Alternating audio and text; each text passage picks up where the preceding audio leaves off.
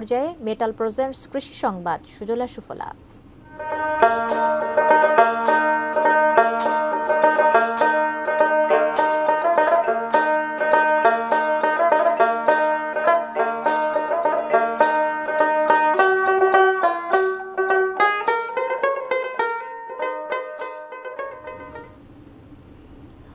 নওগাঁর উর্বর চরাঞ্চলে চাষ হচ্ছে নানা ফসল। চরের মাটিতে কম খরচে ভালো ফলন হওয়ায় চাষিরাও তাদের সবটুকু দিয়ে করছেন ফসলের পরিচর্যা।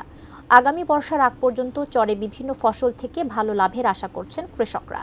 নওগাঁ প্রতিনিধি রায়হান আলমের তথ্য ছবিতে ডেস্ক রিপোর্ট। আত্রাই, ছোট যমুনা সহ নওগাঁর অনেক নদীর চরে এখন দিগন্ত বিস্তৃত ফসলের ক্ষেত। হেমন্তে বর্ষার পানি নেমে গেলে শীতের শুরুতেই চরে শুরু হয় আবাদ। আলু, সরিষা, শসা, ভুট্টা, পেঁয়াজ, বাদাম সহ বিভিন্ন ধরনের ফসল চাষ শুরু হয়। মাঘের শেষ সপ্তাহের সকালে বাড়ন্ত গাছের ডগায় শিশিরের ঝিলিক যেন আগামী আনন্দের বার্তা দেয় কৃষকদের।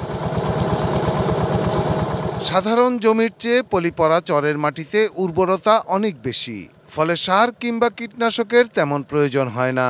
এছাড়া পাশে নদী থাকায় সেচ খরচও কম, ফলে লাভের স্বপ্ন কৃষকের চোখে মুখে।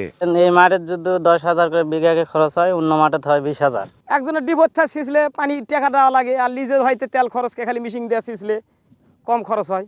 আলু বা খিরাতে আমাদের 30,000 টাকা বিঘা প্রতি খরচা পড়লে আমাদের বিক্রি 1,20,000 30,000 টাকা বিক্রি হয়। কৃষি অফিস জানিয়েছে চরের ফসল কৃষকের একটি বাড়তি আয়ের খাত। নওগাঁয় এবার 271 হেক্টর চরের জমিতে আবাদ হয়েছে।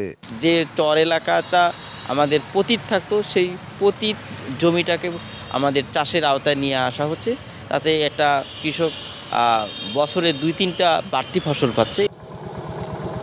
Shahidul Rana, desk report, ATN news.